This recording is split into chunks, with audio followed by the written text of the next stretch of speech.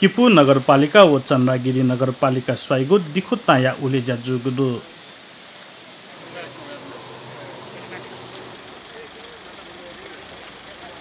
शिक्षा विज्ञान तथा प्रविधि मन्त्री कृष्ण गोपाल श्रेष्ठ शुक्रबार रिबन चाना उलेजा याना दिगु ख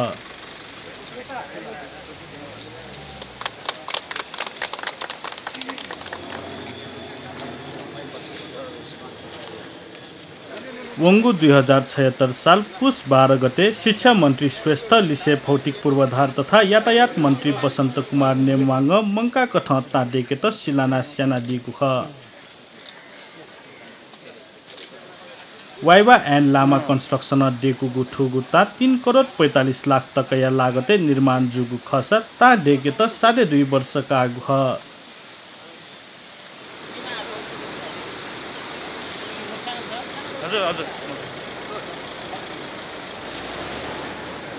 ता उलेजा लिपा जुगु औपचारिक जाजोले मन्त्री श्रेष्ठ ताया ऐतिहासिक महत्व लिसे थगु भूमिगत काले पार्थिया जाजो या छोले ठुगु ता छेलागु खन्लुमंका दिल जसरी 2076 साल माघ महिनाको एउटा उत्साहका साथ हामीले यो ऐतिहासिक पुललाई चाहिँ निर्माण गर्ने संकल्पका साथ शिलान्यास गरेका थियौं।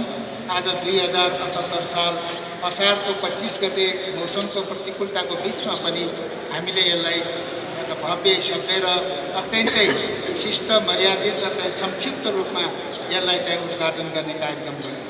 यो पुलको आफ्नै ऐतिहासिक महत्त्व छ, मलाई थाहा छ।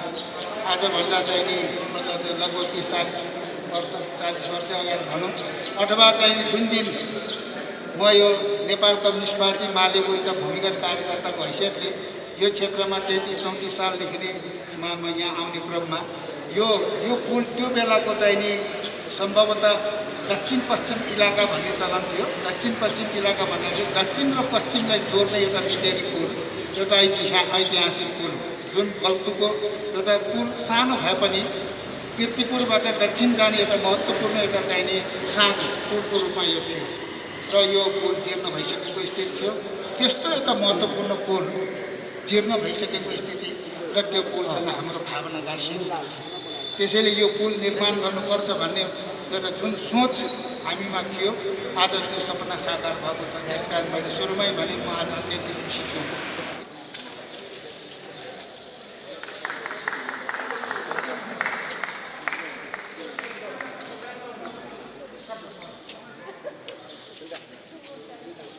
जाजोले किपु नगरपालिका या प्रमुख रमेश महर्जन थुगु ता किपु व चन्द्रगिरी नगरपालिका 24 जनताया ऐतिहासिक व भावना लिसे स्वाना चोंगु थासे थुगु ता देकेगु नीति आपुला उतार चढाव वगु थया दिल।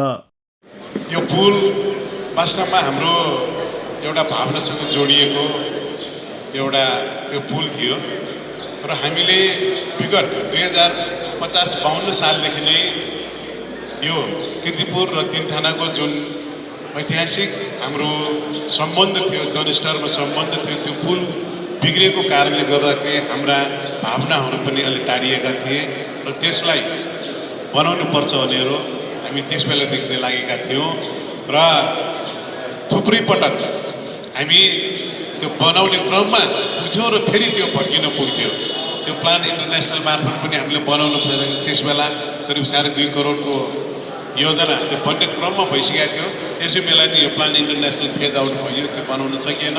त्यसपछि फेरि कीर्तिपुर नगरपालिका आफैले पनि टेन्डरसम्म यो कल भइसकेको पछि बनाउन चाहिँ केही कारण आन्तरिक कारणले गर्दाखेरि बन्न सकेन।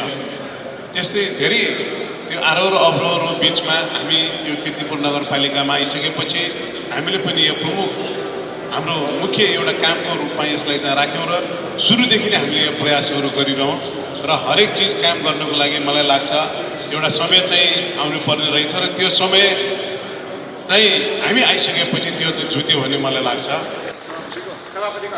जाजोले नगरपालिका या उपप्रमुख सरस्वती खड्का, सडक विभागीय महानिर्देशक अर्जुनजङ थापा लगायत ताया महत्व या बारे थथगु खतया दिल।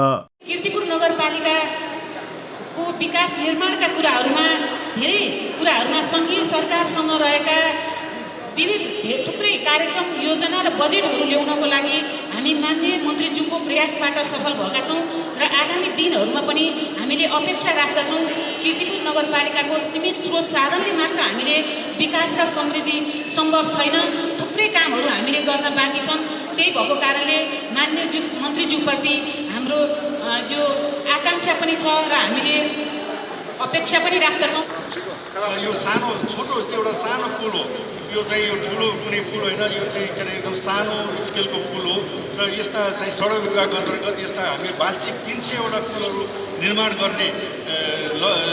गर्ने कार्यक्रम राखेका थियौँ। त्यसमा यो कोभिड लगायत यो अर्ली मनसुनको कारणले त्यति सम्भव नभए पनि करिब 200वटाको हाराहारीमा चाहिँ हामीले पुलहरू निर्माण गर्न सम्भव भएको छ। हामीले चाहिँ करिब यो वर्ष 700 मिटर लामा, यो त जम्मा 20-25 मिटर लामो पुल हो, 700 मिटर लामा सिसानिया पुल जुन राप्ती नदीमा बगेर जान्छ, त्यस्ता पुलहरू निर्माण गऱ्यौँ र त्यति हुँदाहुँदै पनि केहीमा चाहिँ समस्या चाहिँ हामीले बेहोरेका छौँ। त्यो चाहिँ आएका समस्याहरूलाई, टेक्निकल समस्याहरूलाई हामी समाधान गर्ने कोसिस गरेका छौँ र यो पुल निर्माण सम्पन्न भएको छ। माननीय मन्त्रीज्यूबाट समुद्घाटन सम्पन्न भएको छ। यो पुल समुद्घाटन गरिदिनु भएकोमा माननीय मन्त्रीज्यूप्रति हामी आभार व्यक्त गर्न चाहन्छौँ। पावया चंगु इले जुगु इले जाजोले कोरोना कारण सीमित मनुतयको उपस्थिति दुग ह। हजुर हजुर